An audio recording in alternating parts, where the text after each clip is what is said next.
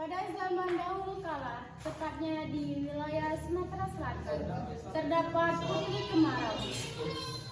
Nama asli Putri Kemarau adalah Putri Jelitani. Ia disebut Putri Kemarau karena lahir di musim kemarau. Sayangnya, ibundanya telah meninggal dunia, sehingga ia menjadi anak sematawayang sang raja. Raja tersebut adalah raja yang bijaksana. Negeri yang dipimpinnya tentram dan makmur. Tetapi negeri tersebut dilanda musim kemarau yang panjang. Assalamualaikum warahmatullahi wabarakatuh. Kami dari SMA Negeri 1 Cengal kelas 10 IPA 2 ingin mempersembahkan teater rakyat dari daerah kami yaitu Sumatera Selatan yang berjudul Putri Kemarau. Sebelum melihat persembahan ini, saya akan memperkenalkan orang-orang yang memerankan tokoh dalam teater Putri Kemarau. Saya Amaliana berperan sebagai rakyat kedua. Saya Chelsea Olivia berperan sebagai rakyat ketiga. Saya Charlie Salnaya berperan sebagai ibunda. Saya Riko berperan sebagai raja. Saya Safira Fitri Riza berperan sebagai putri. Saya Isa Kustina berperan peramal 1. Saya Azka berperan sebagai peramal 2. Saya Wixela berperan sebagai peramal 3. Saya Diajeng berperan sebagai peramal 4. Saya Zikir Hasil berperan sebagai pengawal. Saya Dimas berperan sebagai pengawal. Saya Ikal berperan sebagai pengawal. Saya Elizia Alvaro berperan sebagai pengawal.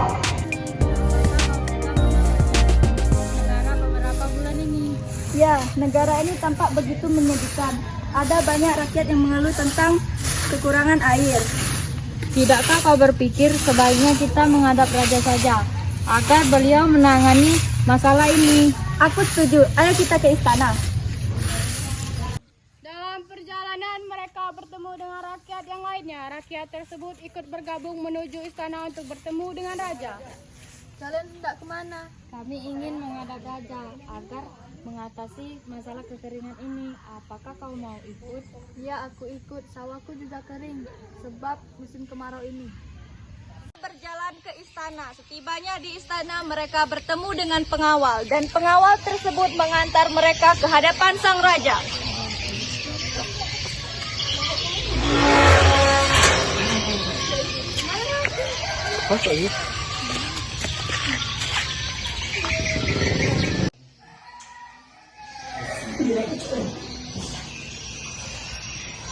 Ada gerangan apa kalian semua datang kemari?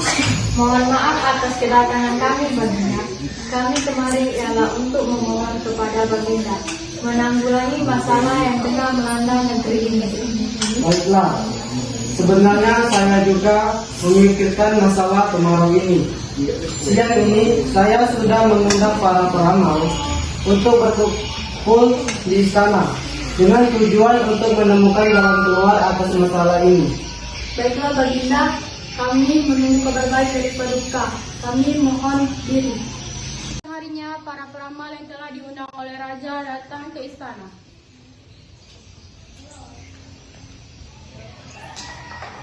Mohon maaf, Baginda, ada jangka apakah Paduka menanggung kami kemari?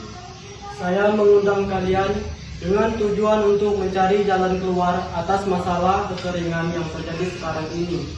Beriku maaf, Baginda, kami tidak dapat menemukan solusi atas masalah ini.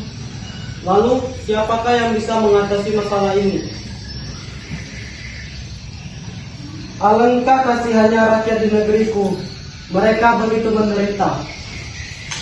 Maaf atas keterbatasan pengetahuan kami, Baginda. Kalau begitu kami panggil dulu. Kerajaan. Sementara itu, raja dan para pengawal berkumpul.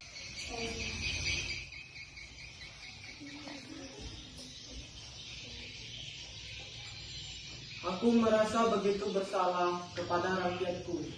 Aku tidak mampu mengatasi penderitaan mereka. Ampun Baginda, saya telah mendengar kabar tentang seorang peramal yang amat sakti. Peramal itu berada di desa yang sangat jauh dan terpencil. Benarkah?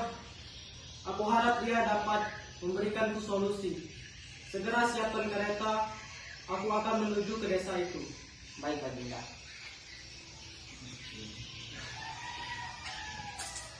Segera bersiap-siap untuk menemui peramal yang dimaksud. Setelah itu, seluruh keluarga kerajaan berkumpul.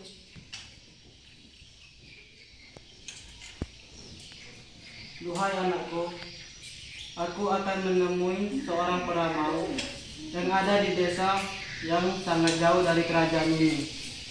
Kepergian ayah percayakan kerajaan ini kepadamu. Baiklah ayah, aku akan mematuhi perintah ayah.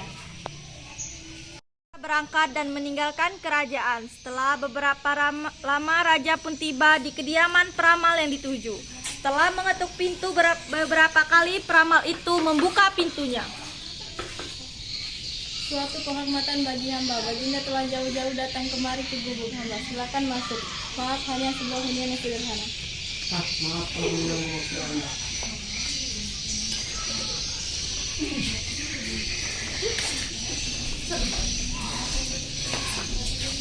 Kiranya apa yang membuat Paduka datang kemari? Wahai peramal, negeriku tengah dilanda musim kemarau, dan aku tidak bisa mengatasinya. Tolong, apakah kau ada cara untuk mengatasinya? Baginda, akan ada petunjuk yang akan membawa masalah tersebut keluar dari negeri Paduka. Petunjuk tersebut akan keluar melalui mimpi sang putri. Baiklah, aku akan menanyakan kepada putriku mengenai hal tersebut. Terima kasih kembali, Baginda.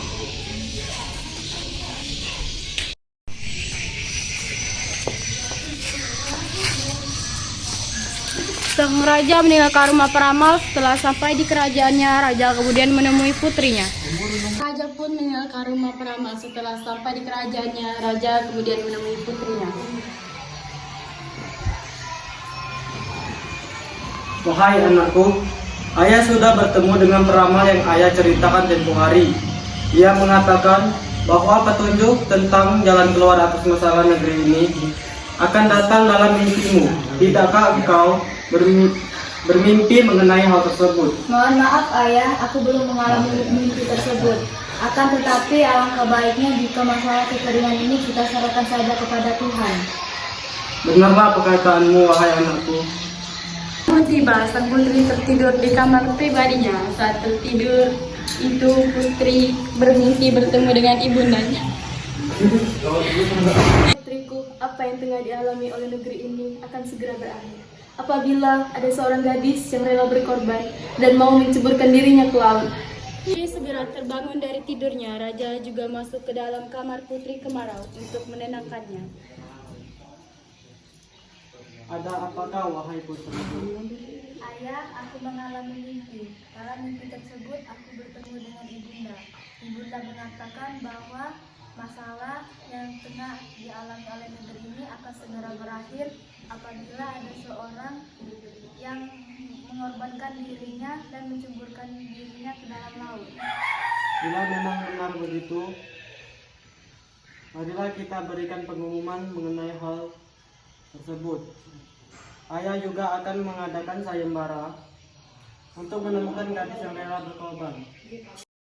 Raja menepati ucapannya. Raja mengumpulkan rakyatnya dan bertanya siapa yang mau berkorban sesuai dengan mimpi yang dialami oleh putrinya. Wahai rakyatku, adakah dari kalian yang ingin mengajukan diri untuk melaksanakan amanah ini?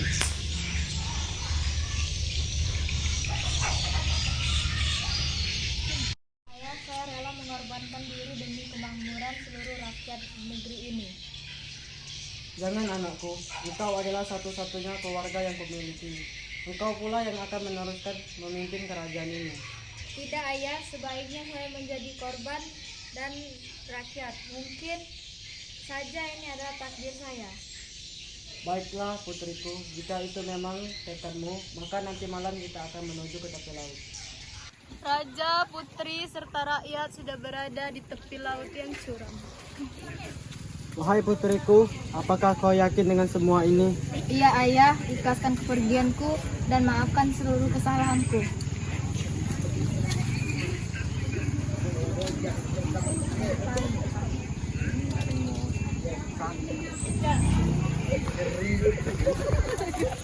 Tibanya di istana, raja pun tidur di dalam kamarnya.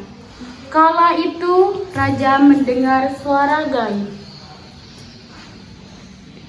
Pergilah ke tepi laut dan temui putrimu. Raja terbangun dan bergegas menemui rakyatnya kembali.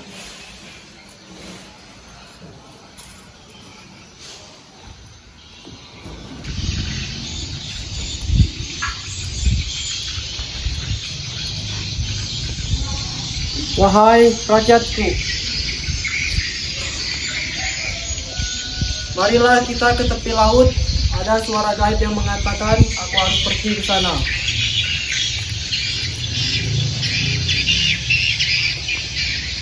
Raja dan rakyat menuju ke tepi laut dan menemukan putri di sana.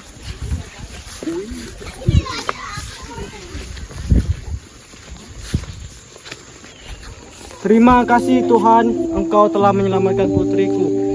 Pengawal, segera bawa putriku kemari.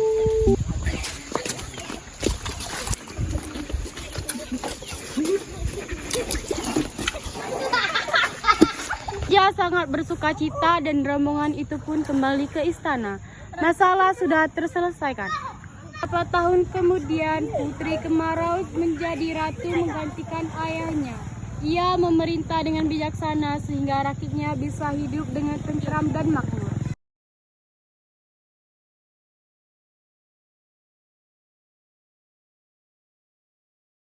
Sekian persembahan